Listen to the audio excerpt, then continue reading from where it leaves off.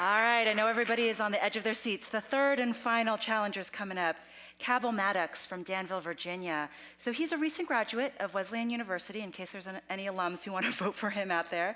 And he's founder of Scholarships Expanding Education, often referred to as SEE. He taught himself computer programming in order to create the prototype for this platform and has been featured, and he and the program itself have been featured in Fast Company as well as Nation Swell. So let's, without further ado, welcome out Cabell. All right. Hi, everyone.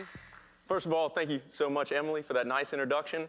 And I just want to thank the judges and everyone so much for having me here at MCON14.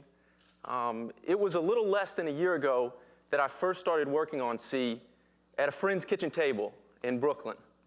And for the last 8 months, I've been working on the C project out of a cubicle at the Danville Regional Foundation in my hometown of Danville, Virginia. So Chicago and MCON14 and all of this here, these things weren't even on my radar. These things felt so far away from my cubicle back in Danville.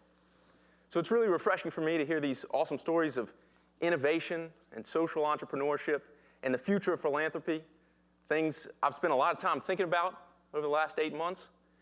And I'm so honored to tell you a little bit more about what I've been working on.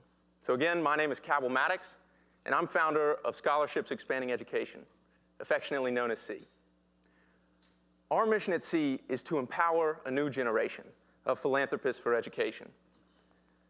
Through our crowdfunding platform at givenc.org, we help anyone create a named scholarship in honor of a loved one. We'll then provide them with the tools and the logistical support to successfully fundraise through their personal network and transfer their fully funded scholarship to an institution of their choice to be awarded to a deserving student. Now, my pitch today might be a little bit unconventional. I'm going to tell you a story.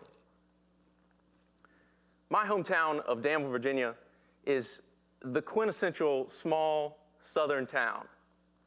You might be able to tell a little bit from this accent I've got.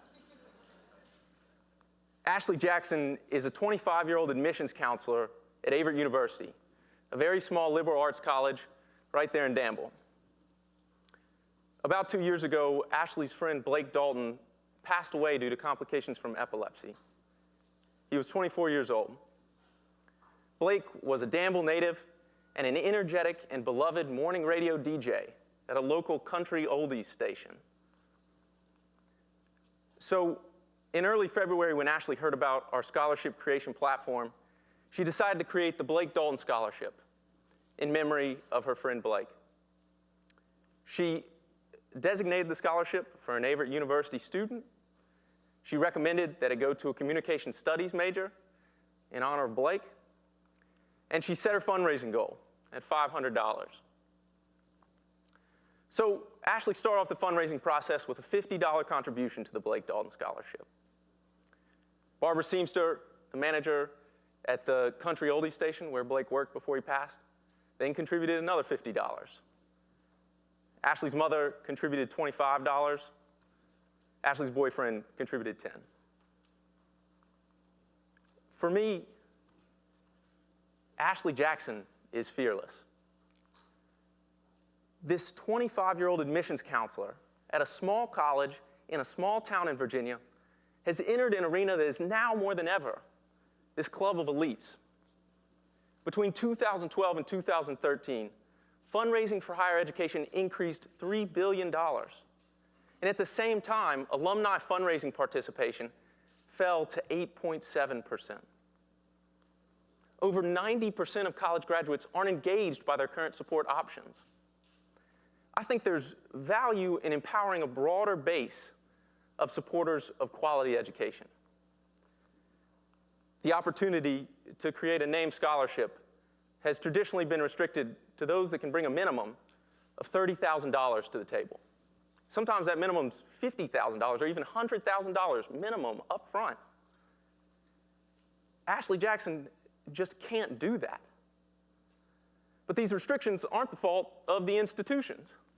Having to manage fundraising for anyone that brings $50 or $100 or $150 to an institution's door is a logistical nightmare for institutions that I'm sure already have plenty of logistical nightmares to deal with.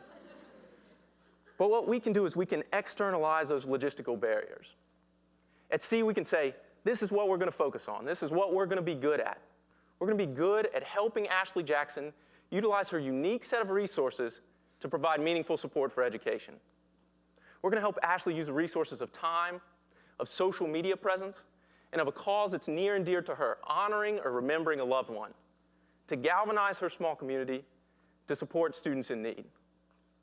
And then we're going to make the process extremely simple for Ashley and for the awarding institution, so that when Ashley thinks of her friend that passed away 2 years ago, she can immediately turn emotion into action. She can create the Blake Dalton Scholarship in less than 5 minutes and get right to fundraising, because that's what's important. And once Ashley's scholarship is fully funded, we'll make it easy for her to transfer her scholarship to an institution of her choice, and we can make it simple for that institution to award Ashley's scholarship through their current gift awarding processes. That's what we can be good at, helping create these amazing philanthropic experiences. On May 25th, Kelly Kontakis contributed $60 to the Blake Dalton Scholarship. Kelly doesn't know Ashley. Kelly was simply moved by Ashley's cause. And that $60 contribution brought the Blake Dalton Scholarship to $500 flat. 10 days before the end of her fundraising period, Ashley Jackson, this 25-year-old admissions counselor in Danville, Virginia, had reached her $500 fundraising goal. This fall, Averett University will award the Blake Dalton Scholarship to a deserving communication studies major on behalf of Ashley Jackson. That's our goal. Provide the tools and the support for people like Ashley Jackson to step into this space that is traditionally controlled by the mega wealthy. Ashley is by no means wealthy. Ashley is fearless. Thanks so much.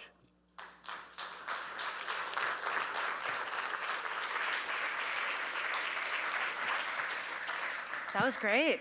Thanks. All right. So you got a couple of questions online coming in. All right. I think a couple of them address, and you sort of touched on this at the end of your talk and your pitch. How are the schools, are they receptive to this?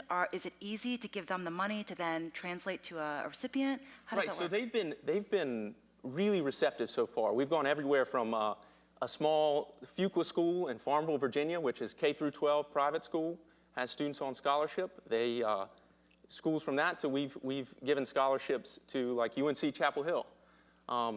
And all the way through, they've been very receptive, and that's sort of the goal, is balancing the experience of the organizer of the scholarship with making it simple for the institution so that they can award the scholarship through their current gift awarding processes. So the idea is this is an unrestricted scholarship that includes details and recommendations. And the schools have been very receptive so far to those recommendations, because we've tried to make it as easy as possible for them to find a student that fits the organizer's idea for this scholarship and fits their sort of process. That's great. How do you think this is going to scale? What is your best case scenario? What do you think is going to happen in the next year or two? Well, I think I started this sort of just as a project, and it's had a lot of positive feedback. And so right now, this has been sort of bootstrapped, and I've focused on, my goal is to focus on making each user experience, like Ashley's, really, really meaningful. And I think that in the long term, that will grow. And I think on the front side, it's very scalable. The platform is automated. It's creating a scholarship is super easy. And fundraising is completely automated. And then figuring out, we're working on building into the platform on the back end, making the sort of transfer to the institution, really seamless. And I think that's where the scaling comes from, is making that process and the connections with institutions, which are, not always easy, making those connections seamless so that everyone understands how the process works. That's great. Thank you. All right, and for those who got their questions online but didn't get them answered by the challengers, we'll be back in the Tumblr room right after this answering them. So thank you so much. Thank you. All right, give them a round of applause.